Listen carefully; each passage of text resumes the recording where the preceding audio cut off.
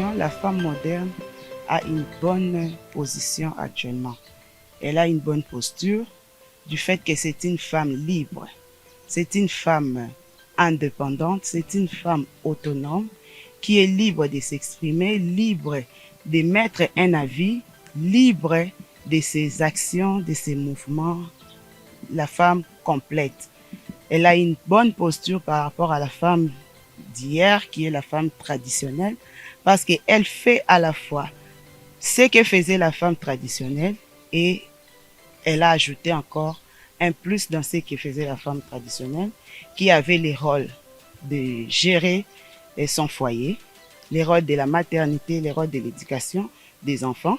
Au-delà de cela, la femme moderne ajoute du côté, un côté scientifique, un côté professionnel, un côté indépendante, où elle peut s'exprimer librement, où elle peut contribuer à l'épanouissement, au développement de son entourage, de son environnement.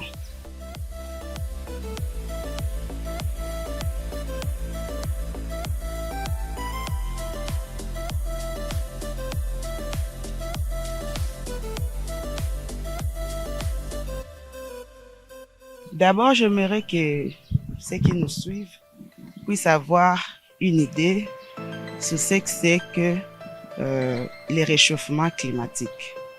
Au fait, c'est un phénomène global.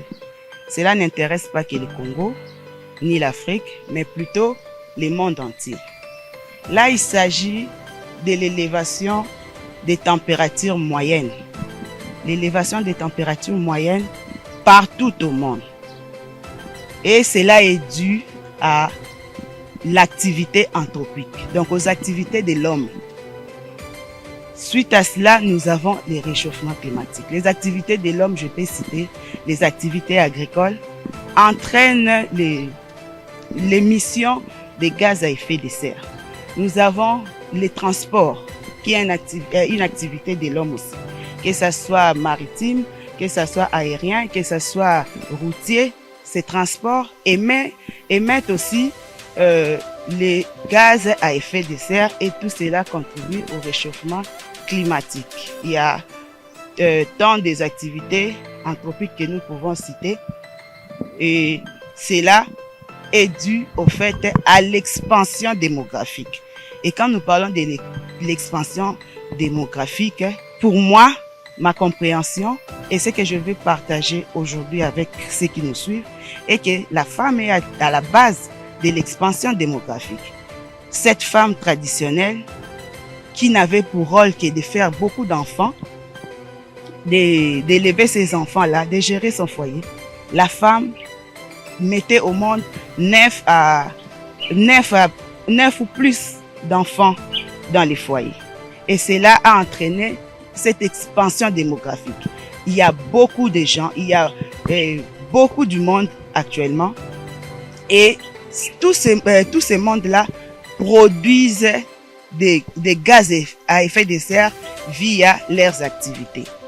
Alors pour moi, pour lier ces thèmes, comment est-ce que la promotion de l'autonomisation de la femme contribuera à la lutte du réchauffement climatique? Je dirais que la femme autonome cassera certainement ces fléaux parce que la femme autonome, c'est cette femme-là engagée, c'est cette femme-là responsable.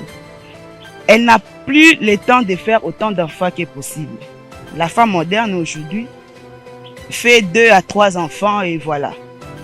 Alors, cela entraînera au fait une réduction sur l'expansion démographique et il y aura par ricochet une réduction aussi des émissions de gaz à effet de serre et cela pourrait être une solution, préoccupation actuelle qui est des réchauffements climatiques, des risques, des catastrophes parce qu'il n'y aura plus cette expansion de façon exponentielle.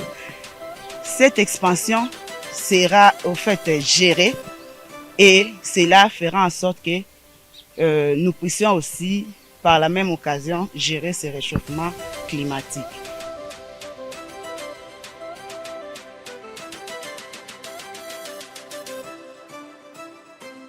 Donc ce n'est pas une utopie. Si la femme s'élevait, toutes les femmes, même si on ne saura pas prendre toutes les femmes, mais la quasi-totalité des femmes devenaient actives, les gains là profitera à tout le monde, profitera à l'univers entier, et cela aura des retombées sur tout le monde. Donc, un avenir féminin, c'est possible.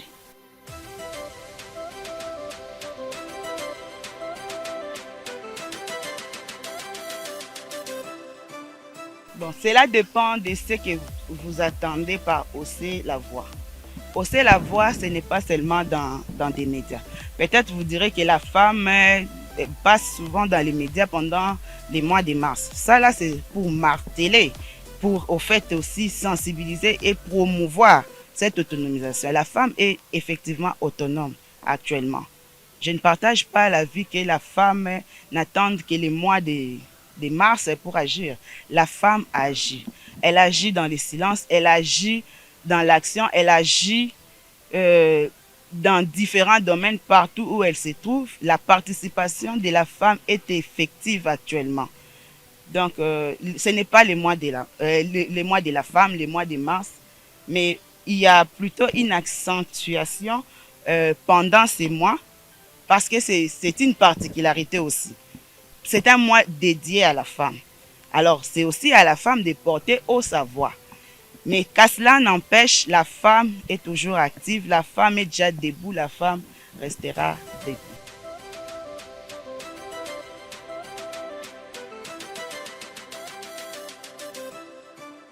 Ben, je ne saurais pas étaler ma vie ici, mais en bref, je peux dire que je suis médecin de mon État, l'État congolais.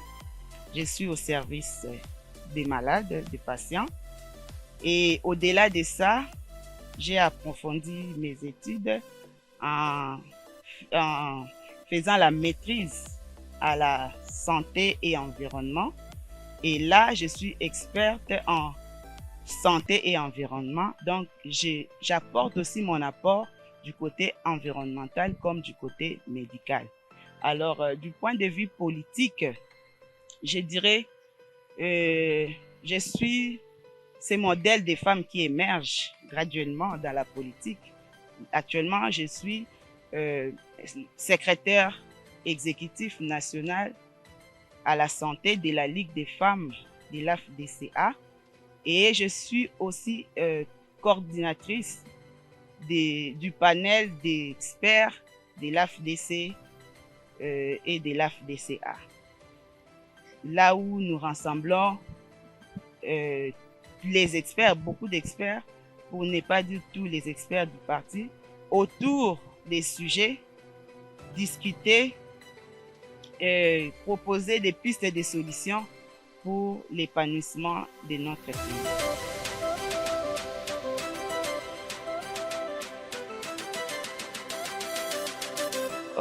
Tant que Dieu nous prête vie, il y a encore beaucoup à faire. Alors, nous ne pouvons pas nous limiter quelque part. Il y a beaucoup à faire, que ce soit dans la profession. Là, j'ai mon master. Cela n'empêche que je puisse encore aller plus loin, devenir professeur, transmettre aussi ma connaissance à d'autres personnes qui en auront besoin, parce qu'il y a certes les gens qui ont besoin de la connaissance, du savoir.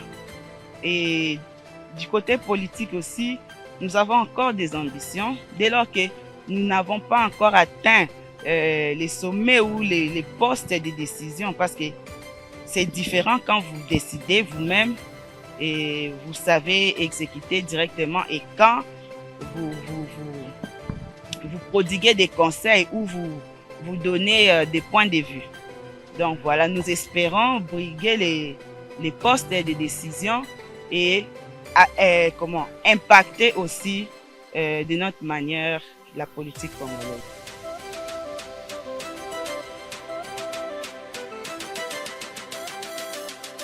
Pour la femme en général, je dirais à l'autonomisation, à la promotion de l'autonomisation, ajoutant la solidarité. Ajoutons la solidarité pour être fort. Pour être forte, ensemble, nous sommes plus fortes. Parce qu'il peut y avoir un projet qui me demande 50 000 $. Tantôt là, je n'en ai pas. J'ai peut-être 10 000 $. Mais si nous nous mettons ensemble, 5 femmes autour de ces projets, nous allons réaliser ces projets. Et nous allons nous partager par rapport au nombre de parts que chacun aura apporté, les partenariats, la solidarité, de vivre en communauté au fait, de résoudre des problèmes en communauté. Arrêtons un peu d'être solitaire, chacun veut prouver qu'elle est forte de son côté, qu'elle a réalisé ceci, qu'elle a réalisé cela. Mettons-nous ensemble et cela fera notre force.